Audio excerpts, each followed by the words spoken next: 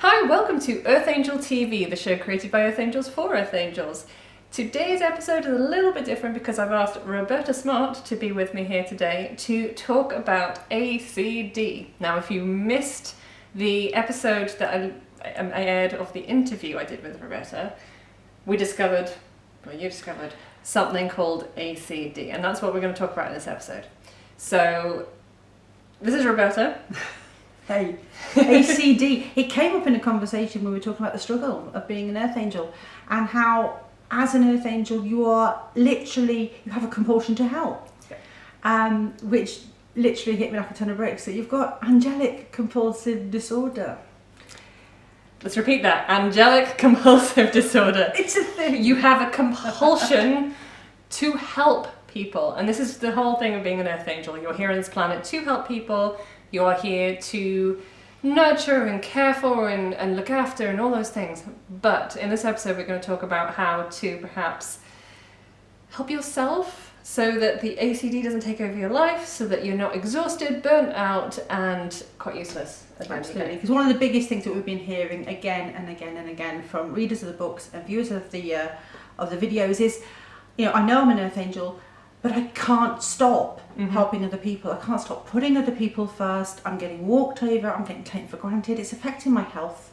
It's affecting how much money I make. It's affecting my own happiness. So we really wanted to get our heads together today to give you some top tips for how you can take care of you and to manage your ACD while embracing it as a beautiful part of who you are. Disorder meaning it affects you in a negative way, not that there's anything wrong with you or you're broken. Well, it's like disease, isn't it? Disease.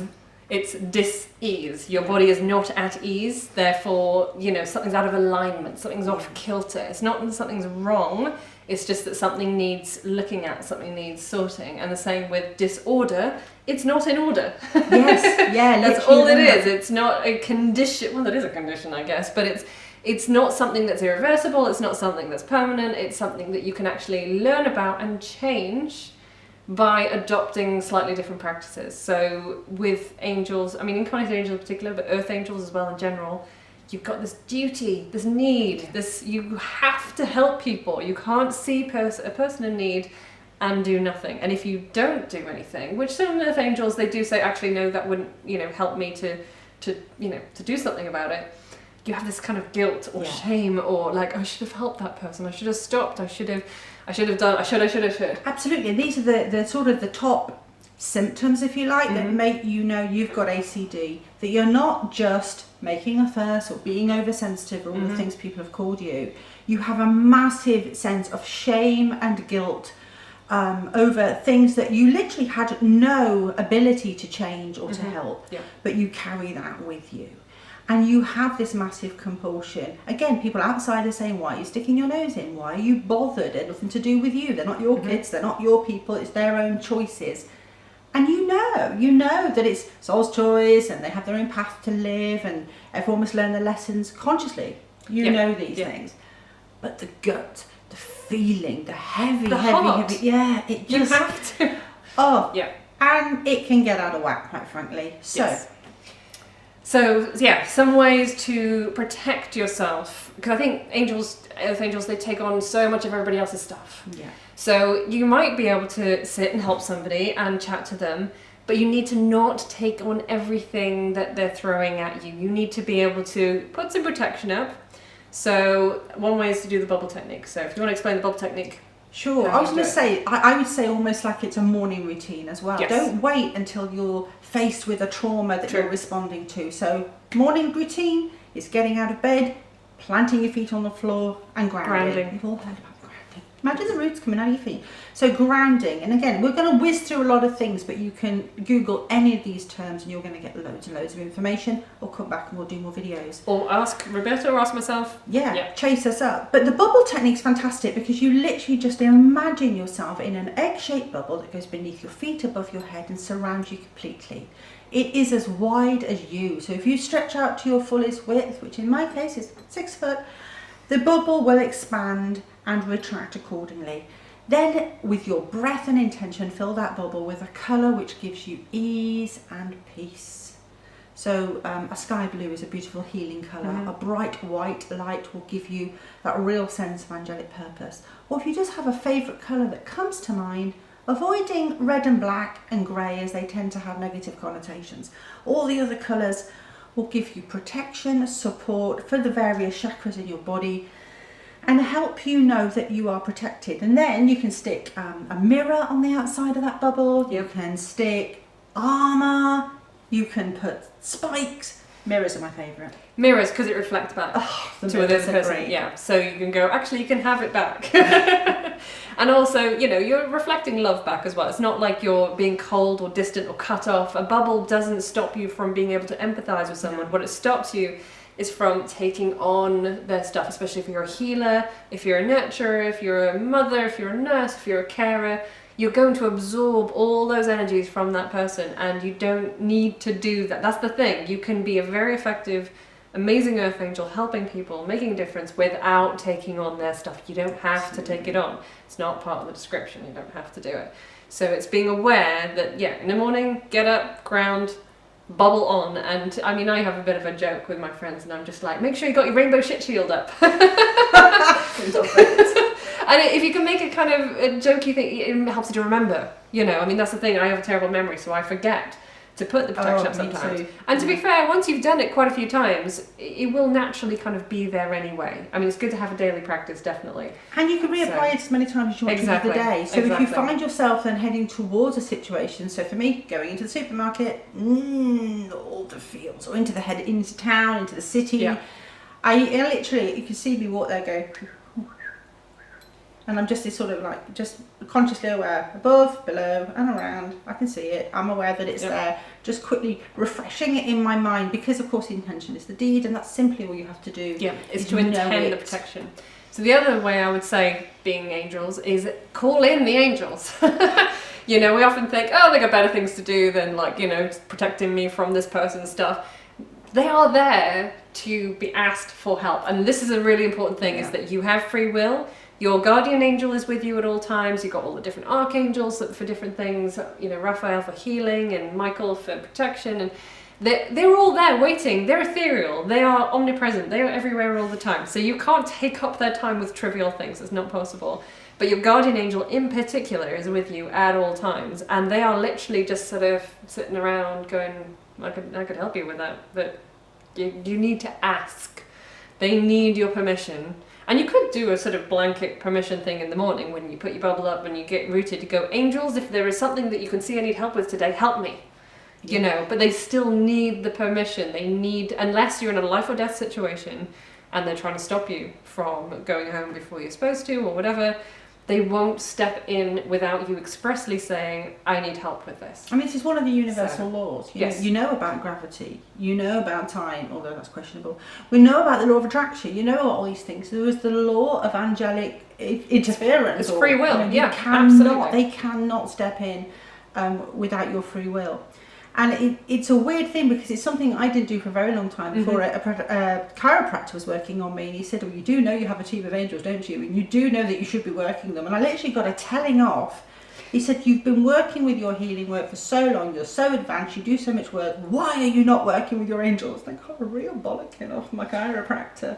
It's quite funny, actually, because a lady who does mediumship, but 11 years ago, she said the exact same thing to me.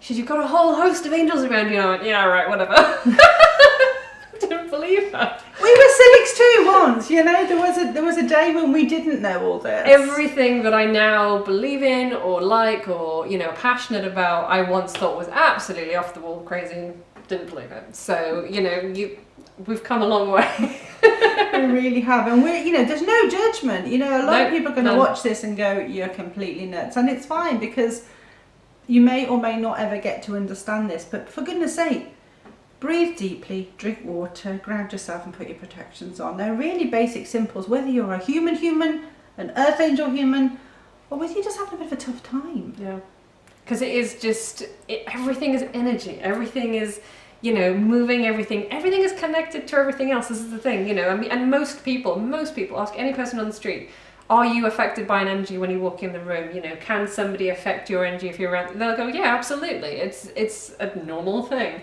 But with angels, they're just particularly sensitive, and they will particularly take on stuff that they shouldn't take on, especially as healers. They want to absorb. I mean, if you've ever seen, this is one of my favourite movies, if you've ever seen the movie Cocoon, Yes.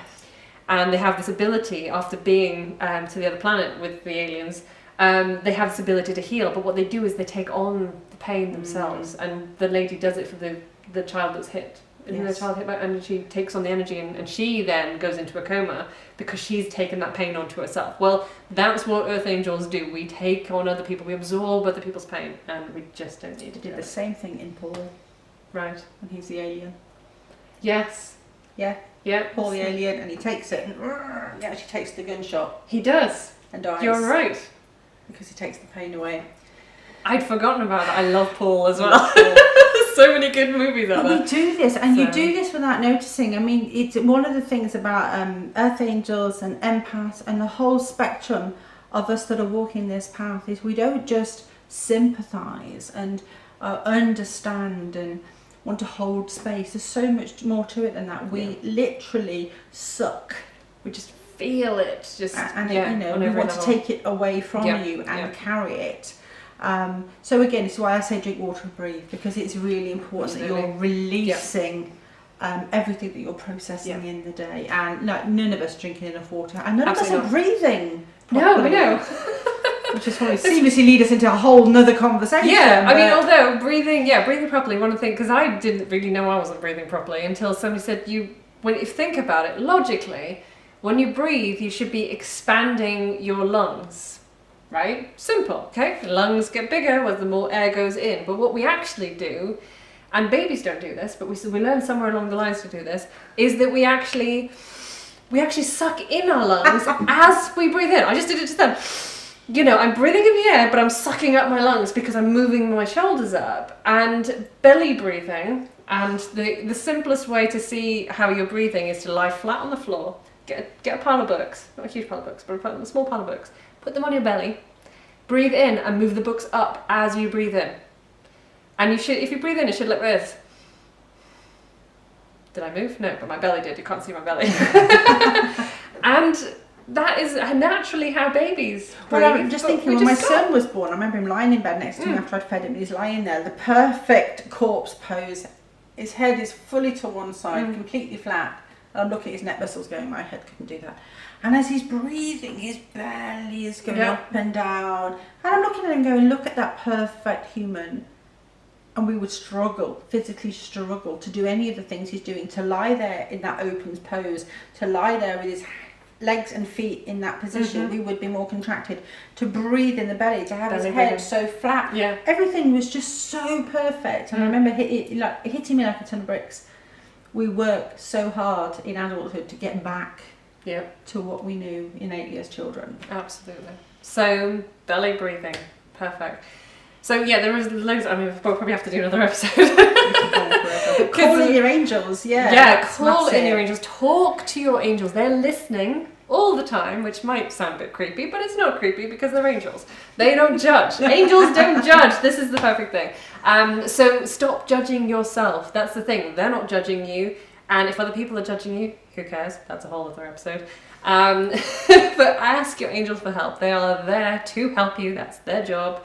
That's why they exist. That's what they're here for. And just know that, you know, when you have this compulsion to help somebody else, just even if you just pause, just for a moment, and just ask yourself the question, will helping them hurt me? That's great.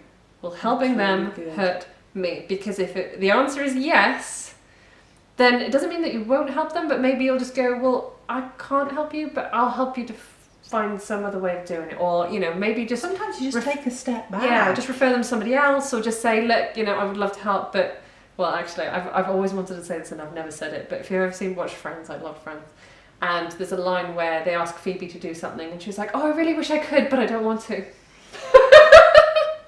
Phoebe had all the Use best that lines. line. She did have the best lines. But anyway, if helping somebody else is hurting you, stop. Because you don't have to do it.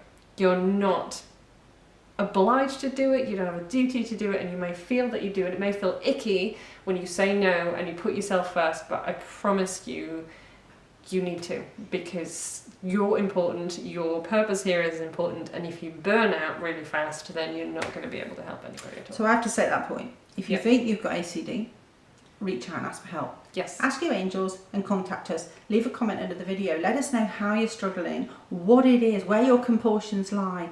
Give us some stories. Tell us about how it's affected you. And by all means, reach out to either of us, because we can offer you support, we can signpost you, and we can show you the best way to deal with your ACD so it doesn't affect your life and you can go forward being a beautiful earth angel, happy, joyful and empowered. Beautiful. Thank you so much for that. So, if you'd like to check out the next episode, check it out next week. And there'll be more interviews coming up soon, and also possibly some oracle readings coming soon as well. So subscribe to the channel and just keep watching and put yourself first. Bye.